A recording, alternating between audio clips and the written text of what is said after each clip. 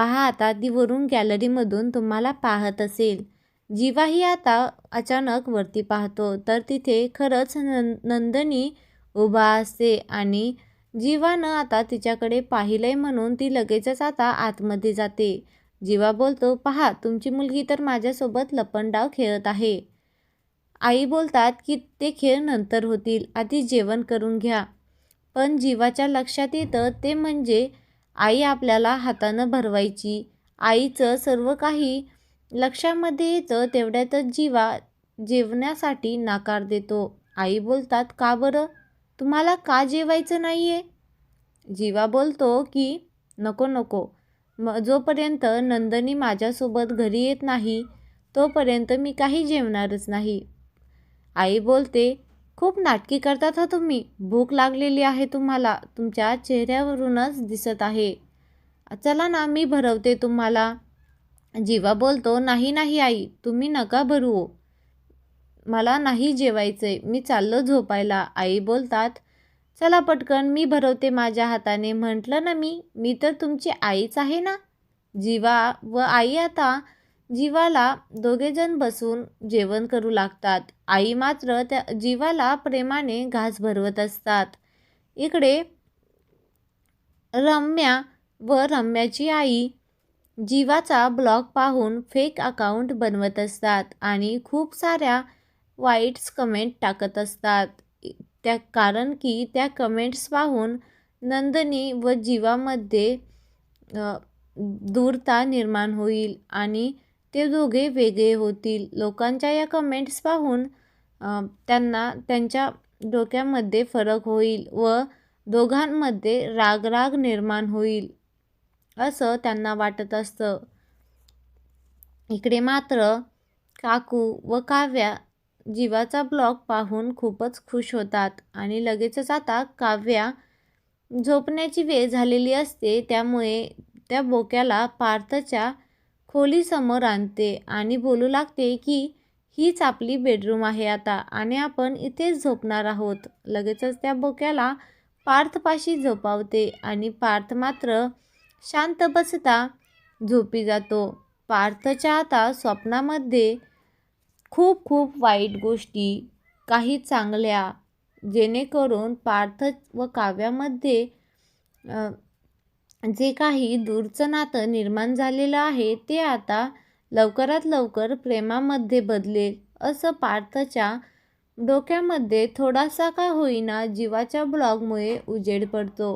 पण लगेचच त्याला आता स्वप्नामध्ये काव्याचं प्रेमही दिसू लागतं. काव्यानं आपल्यासाठी काय काय केलंय, काय काय नाही हे सर्व दिसायला लागतं. तेवढ्यातच अचानक त्याच्या स्वप्नामध्ये जीवा व काव्याचे जे काही त्यानं फोटोज पाहिले आहेत ते लक्षात येतात आणि तो घाबरून आता उठतो आणि लगेचच जीवाचा ब्लॉग बघण्यासाठी लागतो.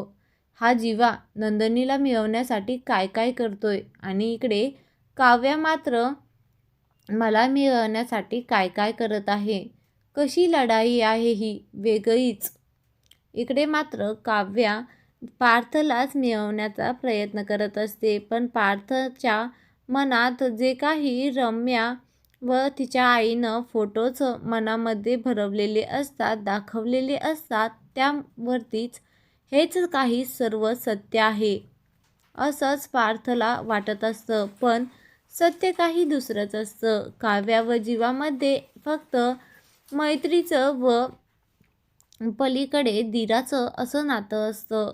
पण हे पार्थला कोण सांगणार? तो मात्र फोटोजवरतीच सत्य, हे सर्व फोटोज काही सत्य आहेत असंच त्याच्या मनामध्ये भरवत असतो. इकडे जीवाला झोपण्यासाठी काही जागा मिळत नसते. थंडीची दिवस असतात त्यामुळे जीवा आता रिक्षामध्ये झोपायला जातो. पण रिक्षामध्ये काय त्याला जागा चांगली भेटतच नाही. इकडे नंदिनी ही त्याला पाहून बोलत असते की हा माणूस ना घरी जायचा नाही पण इथेच झोपेल.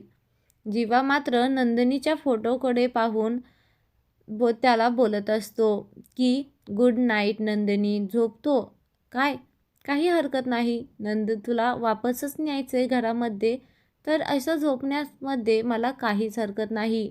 नंदिनी मात्र इकडे पाहत असते आणि बोलत असते की हा माणूस ना इथून जाणारच नाही, शेवटी मला घेऊनच जाईल.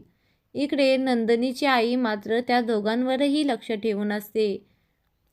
जीवाचे रिक्षाबाहेर पडलेले पाय नंदिनीला खूपच ठेच पोहोचवून जातात. तिच्या मनाला खूप वाईट वाटतं. त्यामुळे तीही बेडवरती न झोपता खूप असं पाय ते जुळवून झोपते आणि लगेचच आई बोलतात की मला माहिती आहे नंदिनी, तुझं खूप प्रेम आहे जीवावरती, पण त्या एका छोट्याशा कारणामुळे तुमच्यामध्ये दुरावा निर्माण झालाय. प्लीज ते कारण शोधा तुम्ही नेमकं काय आहे. आणि काव्यानंही सांगितलंय ना की आमच्यामध्ये फक्त दिराचं व मैत्रीचं नातं आहे, बाकी काहीही नाही.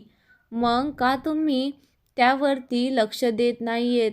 सत्य काय हे जाणून घेण्याआधीच दोघंही एकमेकांवरती रुसत आहात का? नंदिनीची आई मनामध्ये विचार करत असते की मला माहिती आहे नंदिनी, तुझं जीवांवरती खूपच प्रेम आहे आणि बघ ना, त्यांना आता रिक्षामध्ये झोपता येईना म्हणून तूही त्यांच्यासारखंच इथे झोपत आहे. तुला काय जागा नाही का इथे झोपण्यासाठी? तुझं जीवावरती प्रेम नसतं ना तर तू ऐशा आरामात इथे बेडवरती झोपली असती आणि मला ते वरण भात जीवांना हाताला पोळेल व ते लगेचच ताव मारतील असंही सांगितलं नसतं. खरंच नंदिनी, तुझं जीवावरती खूपच प्रेम आहे, तू त्याला नाकारू नकोस असंच आईच्या मनामध्ये चालू असतं. व आईला एकच वाटत असतं की नंदिनीने आता जीवासोबत जीवाचा हात धरून नंदिनीने त्यांच्या घरामध्ये तिचा सुखाचा संसार करायला सुरुवात करावी. इकडे काव्या ही पार्थला मिळवण्याचा प्रयत्न करत असते. इकडे रम्याची आई फेक अकाउंटने जे काही कमेंट केलेले आहेत तो आता पार्थ पाहतो आणि पार्थ म्हणतो की जीवा, कोणाकोणाला आता उत्तर देशील? लोक ना अंधारातून वार करतात. आता बघ ना तूच किती कमेंट्स वाईट आहेत आणि कोणाकोणाला तू आता उत्तर देशील? इकडे पार्थ आता मात्र 16 डिसेंबरला जे काही घडलेलं आहे ना ते गुपित शोधण्याचा आता त्यानं निश्चय केलेला असतो आणि ते गुपित शोधल्याशिवाय मी शांतच बसणार नाही असंही तो निश्चित करतो. आणि लगेचच आता इकडे रम्या व रम्याची आई चेस खेळत असतात आणि रम्या बोलत असते हे जे काही काव्या नावाचं वादळ आहे ना ते आता मला घालवायचं आहे. आई तू प्लीज काहीतरी कर ना. जे रम्याची आई बोलते की तू काहीही काळजी करू नकोस. आता मी जे काही फेक अकाउंट वरती कमेंट्स केलेल्या आहेत ना तोच ते पार्थ पाहून काव्याबद्दल खूप त्यांना वैताग येईल त्या काव्याचा आणि त्या काव्याला लगेचच घराबाहेर हाकलून देतील. बघ तू आता. रम्या बोलते अगं आई तुला काही कळतंय का? कोणी ऐकलं तर? हळू बोल ना जरासं. रम्याची आई बोलते की आहे का कुणी इथे बघायला? रम्या बोलते अगं नाही, पण मला पार्थला मिळवायचं आहे. माझ्या पार्थराजाला माझं बनवायचं आहे. हे मध्येच काव्या कुठून आली? बघ ना आता तूच काहीतरी कर. आणि मला वाटलं नव्हतं इतकं सगळं झाल्यावरती ही काव्या आता परत येईल. इतकं सारं झालंय तरी ही काव्या परत आली. माझ्या पार्थराजाला माझ्यापासून दूर केलंय. आई प्लीज काहीतरी कर ना. आता पाहूयात पुढच्या भागामध्ये पार्थ आता कसा शोध लावणार आहे. हे पाहण्यासाठी चॅनलला सबस्क्राईब नक्की करा.